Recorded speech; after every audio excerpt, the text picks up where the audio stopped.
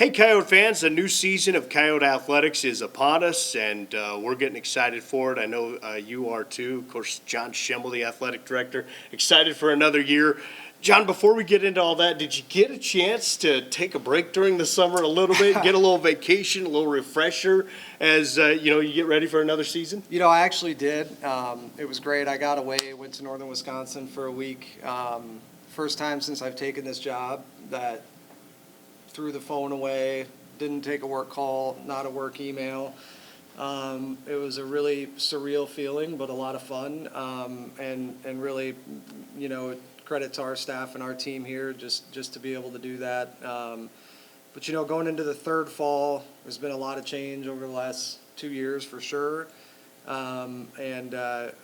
but it starts to feel normal now, and I think it's starting to feel normal for our team and our staff, and there's a lot of synergy and a lot of retention with our staff, which is very helpful, and so a lot of excitement there, but definitely got away a little bit and felt amazing doing that, and very thankful to be able to do so. And now you get back at it, and I mean, over the last couple of weeks, we've seen the fall sports kick up in camps, and football, soccer's starting its regular season. Volleyball, by the end of the week, will have played an exhibition match. Football's not that far away.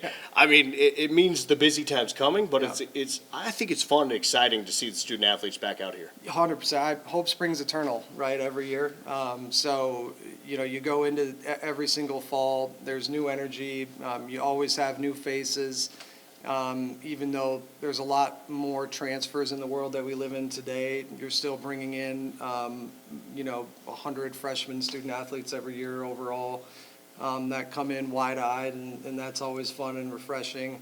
But yeah, I mean, this is my favorite time of year for a lot of reasons. It's there's so much energy, optimism. Like I said, it's new for 25% of the student athletes, no matter what, and that naturally brings energy in. But the coaches and the student athletes never leave anymore. They might get breaks here and there, especially football, basketball, volleyball. They get a few long weekends of maybe a week here and there. Other than that, they're here 12 months a year, but yeah, it's always exciting, and things are off and running, and I mean, soccer's already played a couple exhibitions and kicking off here in the next few days. Crazy how fast it comes, and before we know it, we'll be deep into the heart of fall sports season. You mentioned earlier there's been a lot of change over the last couple of years. One of the big changes over the course of the summer, I know we talked about it a few months ago, Nike. Yes. Right? We've made that switch, so new apparel everywhere, and anybody who's been around here, if they haven't yet, all the walls have been redone. Yeah. Everything has changed with Nike. Great partnership. Yes, one we are so excited about. Nike and our student athletes have been elated watching their responses to their lockers, to getting their stuff. That's been real. That's been very genuine excitement. But also the BSN aspect of the partnership, I think, is where our fans are going to see a really big difference in accessibility to our stuff, to the stuff they see our kids and our coaches wearing. So there's so many aspects of that that are incredibly exciting. But yeah, it's one that Alexa Rudine and her team really deserve a ton of credit. It has been a massive lift for them, really, over the last 12 months. All the ordering into Nike started about a year ago, once we signed the new contract. So all the administrative stuff was done last fall into the winter. But then, really January through June, you're still an Adidas school, but all your boxes of Nike are starting to come in. So it has been a monster for them. And then obviously this summer, executing that transition. If anyone deserved some time away, it's her and her team, and they did a hell of a job. But we are incredibly excited about it, and I think our fans are too. Yeah, I don't think we could do it justice to say there were boxes, but there were boxes upon boxes upon boxes. Yes. Filling rooms, just waiting for the opportunity and July 1st to come around. So the Nike era is well underway, and obviously people will adapt to that as we go. One of the other changes right here where we're at, this a couple of years ago became an opportunity for fans to sit and watch football games from the end zone view, right? And now the Midco Club is formerly the Dome Club. Now we know it as the Midco Club. and we get these windows, they get to bring the atmosphere right here into the room. Yeah, really grateful to Midco. They've been a tremendous partner of ours for at least 2 decades now, and really critical in making Coyote games accessible to our fans, especially in South Dakota and in the region. But with this gift, taking this space in particular, which has been a good space, but as far as game day environment, non-existent. The windows didn't open, and for those that don't know, they were soundproof, and not sure what went into that decision when it happened, but the ability to open the windows up will be tremendous. We're adding additional season tickets to sell in here because of that, because we think the interest will go up for sure. But it transformed the space. We've painted every wall. We've added TVs. We've added a 100-inch or close to a 100-inch TV over there. So it kind of, I tell people all the time, if we had 10 more suites right now, we'd sell them tomorrow. So our fans are screaming for more premium opportunities, and this is part of, we hear you in providing that. And I'm excited with future dome renovations, we'll be able to add additional suites and more premium spaces. But the Midco Club space is transformative, and I think the fans are going to be really excited when they see it. And these windows are really easy. They come up and pull back. They're hydraulic. They stay open. And I watched our scrimmage in here the other day, and took a couple work calls in here and sat here and watched it, kicked my feet up. It was tremendous. So it's definitely changed the space, and I think Kyle fans will be really excited about it. Enjoy it, but don't be the first person to drop your phone or dome dog Yeah. out the window, right? That's right. There is still a little ledge here, so if you dropped something over the railing, you had to try to drop it over the railing for sure. Another change coming at some point. I'm going to ask you when or how close we're getting, but obviously we look at this space, and this has been used for many years by so many student athletes. We've been talking about the new track building, the Gasson Family Track Building that'll go up here, just not too far away. It's going to really expand opportunities for our student athletes. Where are we at in the process of that project? Yeah, really, we're in a good space there, and I think I'll start the answer with, this isn't a pipe dream or something we're hoping happens. It is happening. We are just about done with the final design. We've hired the architect and the construction manager at risk. We will be doing a groundbreaking ceremony, I believe October 2nd, the Friday ahead of D-Days. More information will come out shortly on that. And what all is going over there, track, so men's and women's track, men's and women's cross country, and triathlon will all be moving over into that facility. So give or take, that's 120 student athletes will be leaving the Dakota Dome again, which creates more space over on the east side for the sports that remain in there for us to renovate and redo those locker rooms. Coaches' offices for those sports will go over to the field house as well. And so it'll be certainly a track-focused facilities, but we'll have tennis practice courts. We'll have netting for softball to hit. There'll be other things that we can do in that space, but it's set to be a transformative, state-of-the-art indoor track and field space.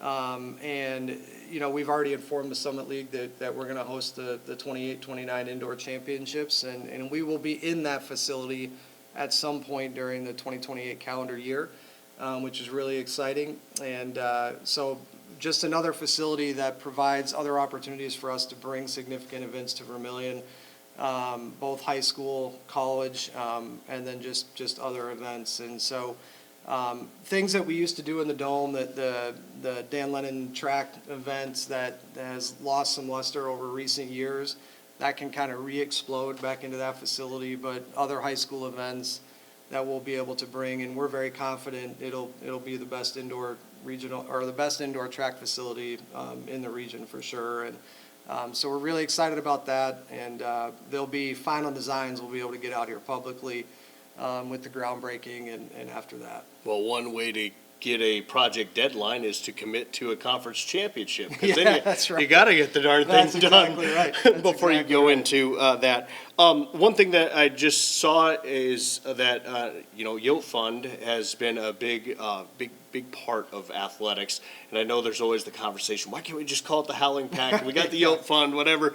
But a great year, a record-breaking year for Yote Fund, and that doesn't happen without the effort of a lot of people and our generous, not only fans, but donors as well. Yeah, I think in this, we're either just announced as we're talking or will be announcing here tomorrow, but the Yote Fund raised over $32 million in this last fiscal year, which is 50% higher than our previous record high, which would have been 2012 when we had another $20 million gift. And really what that means is since its inception, the Yote Fund has raised almost $50 million. I think it's about $47 million. And so it has been really, Logan and her staff and the Yote Fund team have been tremendous with that. Our donor response has been unbelievable. And really the whole model is to be more centered around the fans and more, whether you're buying $10,000 worth of tickets or $10,000 worth of donations, it all adds up and it all matters into your points. I think donors have really appreciated that and bought into that. It allows them to put their philanthropy more where their passion is and then focus on tickets and things they want from a fan experience standpoint and have it all matter. So it's been tremendous, and to the point of why can't it be Howling Pack? It's not that it couldn't, but what I would say, I went through something similar when I was at Miami University. We had the Red and White Club. We launched the Miami Athletic Fund while I was there. We had the same debate: do we keep the name the same? And really, what it is the Howling Pack and some of those old school annual scholarship giving models. If you don't change the name or you stay consistent with it, it actually adds a layer of confusion for people that are coming in that might have been more resistant to giving to that because I just want to give directly to tennis. And so we debated that quite a bit. The Howling Pack Scholarship Fund still exists. It's still every bit as critical. The support there is every bit as critical as it always has been. But the rebrand is really designed to bring that other group of people in that might have been resistant to it. And really that's the only reason for the shift. And hopefully our fans are getting used to that and getting accustomed to it. And certainly the numbers, participation numbers are up, money's up, cash is up, commitments are up. And of the $47 million we've raised in the last 2 years, it's less than $3 million that are tied to bequests and in-kind. So it's $44-ish million all in cash coming in the next 10 years. That's how we can transform this campus. That's how we can start to make significant changes and have more competitive teams across the board. And I think we're seeing that.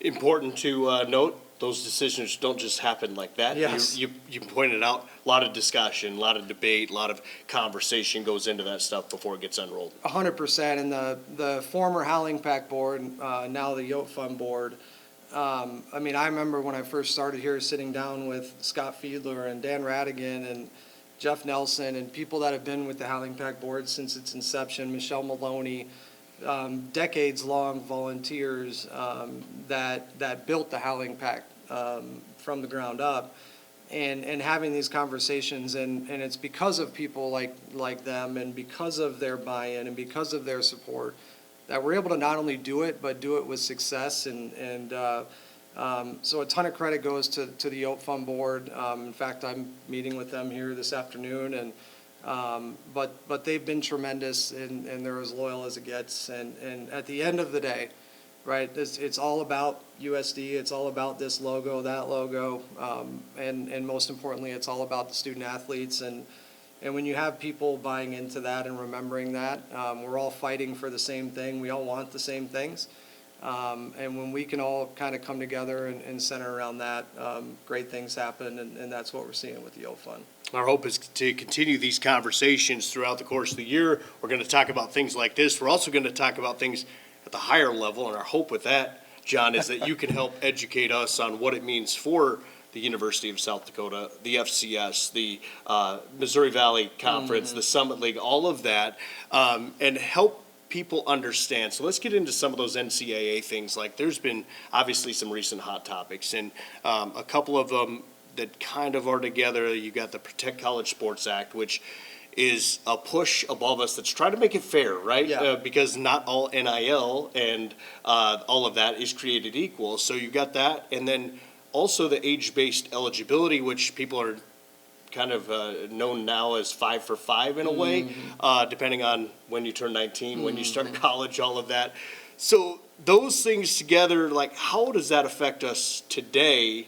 And what are you watching on your radar as it does trickle down eventually to our level? Yeah, I think it's a great question. I think the biggest misconception for our fans, for Coyote fans, is, well, this doesn't impact us because they're talking about $40 million caps.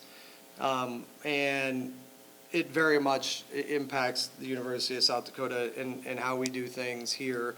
One, even if they're talking about $40 million caps, there's the trickle-down effect, right? So at some point, we just need a cap. So we're not continuing to push 20, 30, 40% increases every year. So there's that, and that does all have a trickle-down effect for us. But more importantly, good things are happening. If you go back now, even to last summer, we had no control, right? And then the House settlement was put into place. And while that didn't just magically fix everything, it did bring in some clarity, it reintroduced some governance, all good things. We opted into that House settlement. I think 90% of Division I has opted into that now, and I would imagine it'll be 100% here in the next year or two.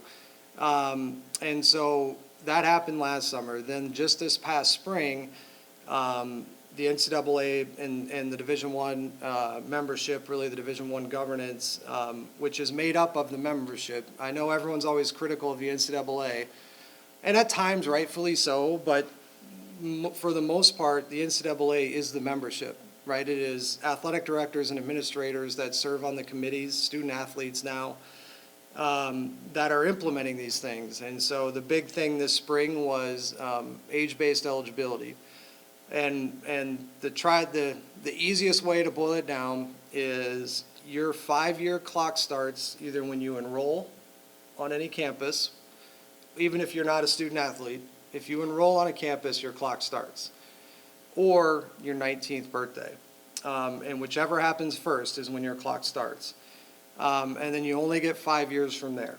And so there's no more red shirts, there's no waivers, there's no medical red shirts. You come in and you get that time period for those 5 years, which was overwhelmingly supported by the membership from the SEC and the Big Ten, all the way down through the Summit League, Horizon, everybody else. And having alignment from the very, very top through the rest of the 32 conferences has been the biggest challenge. Right, most things in the last year or two, we've had alignment between 28 to 30 conferences. It's been the Big Ten and the SEC where that alignment has stopped. And that's led to a lot of the issues that we've had, because so much of the money is controlled in those two leagues, and they know it. And so the alignment of the age-based eligibility was critical. All 32 conferences were aligned in that, and that's why it was implemented. And when it was implemented, it did not include the 2022 class, and I know we'll talk about that in a second here too. But then you have the Protect the College Sports Act, which is a federal mandate that they're trying to implement, that the University of South Dakota strongly supports. Again, the Big Ten and the SEC were the last two leagues to jump on board with that. They did kind of at the last minute, but it was a little bit late, and which is why I think they didn't want to rush it, and so they're going into recess, and they'll hopefully revisit this in September. And while the Protect the College Sports Act, none of the financials directly impact USD because they are implementing caps, but those caps are way, 40, 50 plus $1 million type things. There are restrictions in there that are great for the University of South Dakota. There are things that related to agents. You have to go through a process to become an agent, represent any Division I student athlete or any student athlete for that matter. That's a good thing. There are a lot of really bad agents out there that have led a lot of these kids into bad decisions, bad directions, bad negotiations, which is tainted relationships with coaches and other things like that.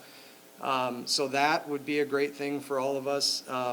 There are restrictions on transfers, which is desperately needed. I think for the most part, I hear more about the unlimited transfers than I do about the unlimited money right now. I mean, the unlimited money is draining and exhausting, but I think fans are more tired of the unlimited transfers. And I agree. I think it makes it harder to be a fan. And part of what makes college great is that loyalty and that continuity of teams. And so it would be what's in there right now is you get one free transfer. And then after that, you'd have to sit out a year. But then you put that into now I have a 5-year window, and you can make money in that 5-year window. Sitting out a year would be a hard pill to swallow.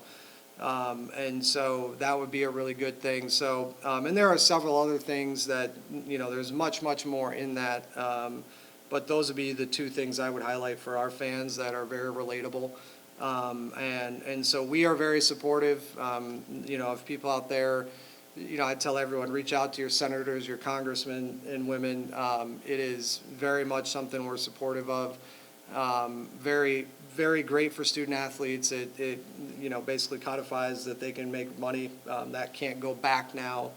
And then there's a lot of protections for women's sports and non-revenue sports in there too, which is great for Olympic sports and college athletics in general.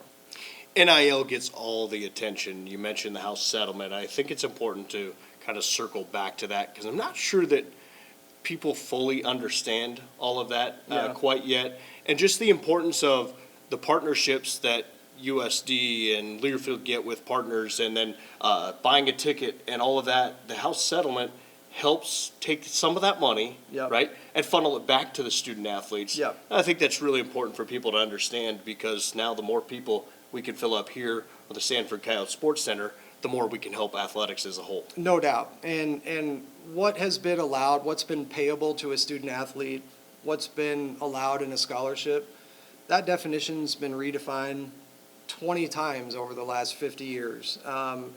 And so the ones that are absolutely opposed to student athletes getting paid, I would encourage them just to look at it that way. We've done that, cost of attendance is a way to put money into student athletes' pockets beyond a scholarship. Alston scholarships, that's another way to do that. All things that donors have been excited about. And then revenue sharing is just the next step of that, where you're directly sharing revenue with a student athlete and paying them.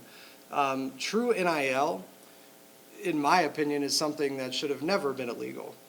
Any student, any 18 to 22-year-old kid that walks on any college campus, but here at USD as well, if you were a med school student and you were here on a full ride, you could absolutely go do an advertising deal with some medical device and get paid to do that.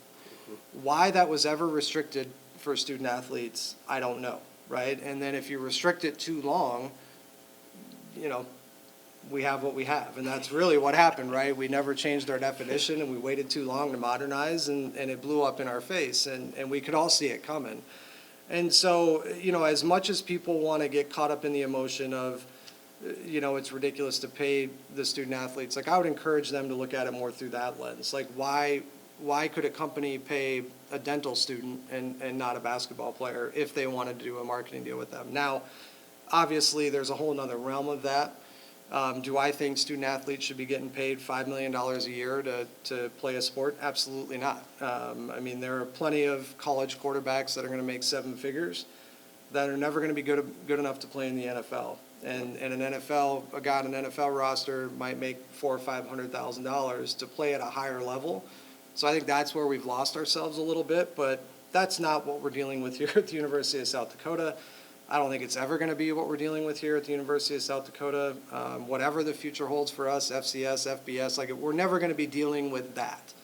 And, I think we're always going to be about bringing kids in here. It's always going to be about higher education. It's always going to be about graduating our student athletes. But it's damn sure always going to be about competing too. Yep. And we've got to do this to compete and bring in the best student athletes, and that's what we're doing, and our fans have been a huge part of that, and we're in a great position here heading into this year. As we talk about the eligibility, you mentioned the 22 class, and recently in the last week or two, an injunction was granted by Judge Charlotte Sweeney in Colorado that now says the 22 class has to be given a 5th year of eligibility. This just came down. Yeah. Fall camps are underway.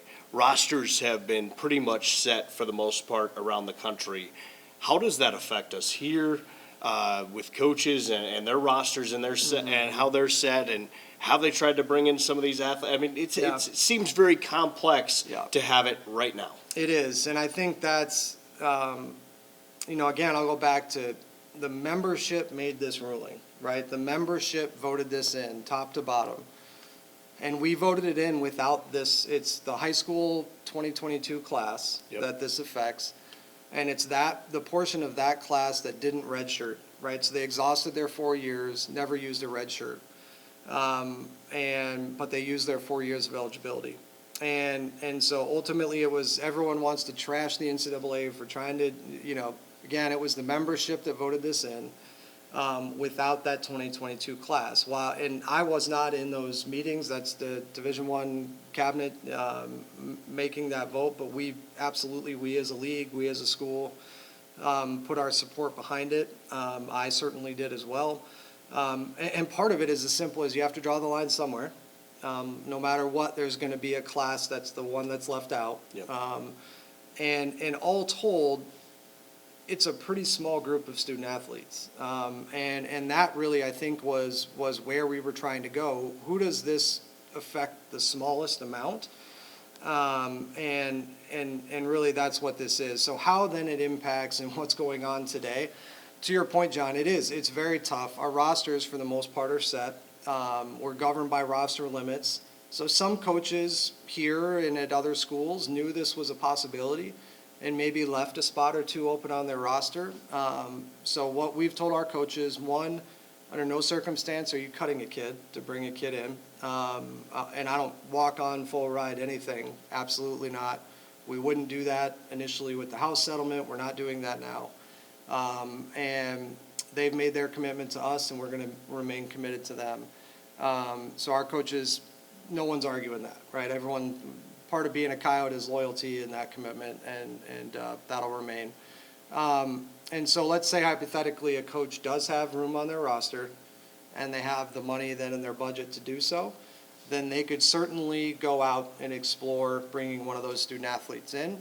But then we know the NCAA is appealing this, and they're trying to have us stay on the ruling, all these other things.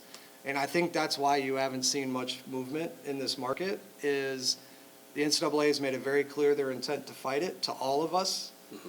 So are we really going to bring in someone that a week from now, a month from now, 3 months from now might be ruled ineligible? Well, if they rule, potentially then, if they rule them ineligible, they could say, and if you played any of them in a game, they could say you forfeit those games. I mean, so there's so many different things that could happen with it that make the timing of the ruling a huge challenge and a little bit of a head scratcher. I'm all for student athlete. I mean, I've fought for student athletes all along, and I believe in that. We're here to provide opportunities for them. But what I would say is ultimately these student athletes today are getting things. There's never been a better time to be a student athlete, right? And I would say the same thing for that 2022 class. They were part of the group that changed it for the better. And they got to experience phenomenal years in this era. And so, and if it holds and they're out playing, I wish them all the best, and I'm sure we'll have some here, and we'll bring them in with open arms. But that's really kind of how it all came together, why the decision was made the way it was. And I think why you're seeing a little bit of hesitation in bringing these student athletes in is there's just still so many unknowns with it, and it's so late. It is so late. And so had it been a June or early July ruling, I think there's at least a little bit more time to react to it, and we'll see where it goes. One of the things that's relatively recent as well is the FBI and the NCAA have partnered to try to protect student athletes from sexual exploitation, gambling harassment, things like that. You said, right, never been a better time to be a college student athlete. But at the same time, there's never been more access to student athletes than there is today with social media and some of that. So this partnership, and I think I read that they spent $44 million to fight this last year. So the effort continues to protect student athletes because the access is there to them. I know our athletes want to have great relationships with fans. You see them all the time talking to kids and grandmas and grandpas and everybody around, and the fans who just want to wrap their arms around them and just be a fan, right? But there comes a time where there's some challenges with that. And this is an interesting partnership with the FBI trying to step in and really help protect our student athletes. 100%. I think, one, the examples and what's kind of spurring this action with the FBI, I'm not sure we've necessarily seen those types of things here, thankfully, at the University of South Dakota, but certainly aware of them. And we all see social media, right? Social media in general is so full of hate today, and athletics. I've certainly had my share of runs where I'm putting social media away for a couple weeks. I'm also 43 years old, and I can deal with that a little bit differently than others. But, I think from just that, the social media bullying or just fans being hateful on there, all the way to some of the gruesome things that the FBI is referring to that are, I won't necessarily repeat here, but about as grotesque as you can imagine, with what they're doing with people's information, profiles, pictures, images. It's pretty terrifying. And so I think when it comes to the worlds that have been exposed now in a different ways, the gambling, all of these other things that bring in new audiences, which is great in general. Someone might become a fan of X student athlete because I put a $100 bet on them, and now that bet didn't hit, and now I hate that student athlete that I know nothing about, and so it brings in all of the negativity that comes with that. So one, I think a lot of educating our student athletes, making sure they understand how to control their brand in a good way. And interact with fans in a good way. Trying to understand on some level how to ignore it at times. And really we do educational things when it comes to the betting world. We use a software called Prohibet that if any student athlete tried to make a bet or even logged on to a DraftKings website or something like that, we would immediately get alert. And shut it down. And so there's ongoing education with all of that. And then, of course, one thing that we were one of the first to invest in, kind of in the Summit League and at our level, is just the mental health side of it. We have Tanner, runs our mental health program here. He's been tremendous. Many of our student athletes utilize him in his office. And we're continually looking at ways to expand on those types of things. But just constantly looking at the overall well-being of our student athletes, and the mental side of it is much different than it was 10 years ago, even 3 to 5 years ago. And so making sure we have resources around them to keep them safe, happy, educated and aware as to all those types of things.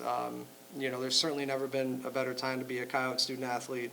But there is a lot that comes with that, John. There's no doubt, and we're continuing to find ways to put needed resources behind them for all of those types of things, and very grateful to have the resources to do that. Yeah, and I think it's important that our fans understand that when these student athletes come onto campus, they get sat down in a discussion and they get educated on a lot of this stuff, right? Yes. And you hope they're listening and understanding. Yep. But that's why we also, as you mentioned, offer the support of many different things. I mean, I know our student athletes, they're well aware. They could go ask about 10 people Yep. really quickly a question, and the answer would be found for them on if they could get themselves down a tough road or Yep. whatever support they need. I know that's been important to you and Yep. this university. Yeah, every team kind of has their introductory meeting, and it's a long meeting, and they get a lot thrown at them. But there's a lot of important things now from artificial intelligence and academics. There's education session on that, to gambling, to traditional compliance, to where's the mess hall, right? All those types of things for the freshmen. They're getting all of that thrown at them. They typically get it all thrown at them in one long day, one long meeting. And while that's maybe not ideal, it's also what our student athletes and coaches want, because they'd rather do all that in one meeting or one day and then get back to it, get back to work. And so, but there's a lot more we throw at them. It's not quite as simple as it used to be, but we're continuing to do everything we can to make sure they have a great experience, that's for sure. Might be a tougher day than those 100-degree practices. I think there's a few of those kids that would rather run a few gassers than listen to that for sure, but I don't know, when it's 100 degrees out like it is Right. today, I think they'd all take the AC and listen to it. But our student athletes are tremendous.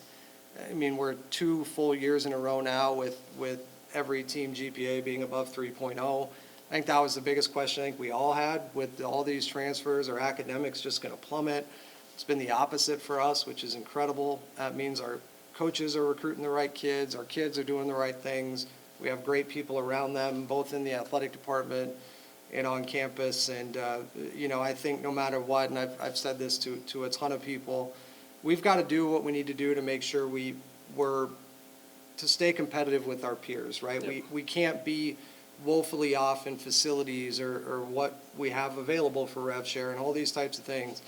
But as long as we're within the ballpark, the University of South Dakota does the rest. And I don't just mean the people in our athletic department. I mean from President Gestring to our staff and faculty on campus, they're second to none. And I think we have great majors and great people on this campus. And when we get them here, and if our offers are within striking distance of our peers, and the ones we're competing against, more often than not, they're Coyotes. And I think that's something we should all be proud of, and I know I am for sure. Last thing for you, I know you mentioned earlier the track building and what that can do for bringing events into Vermillion, and obviously we love having the high school football championships right here in this building, and made news a couple of months ago that the Dakota Farm Show will be moving out of this building, and I know that raised a lot of concerns, but for you, I know it's important to have that relationship with this community. Yeah. And to continue to bring, I mean, you look at Coyote Game Day, we bring people in that get hotel rooms and food, and even visiting teams when they come to play us, right? They're eating here locally for the most part in basketball and volleyball and all of that.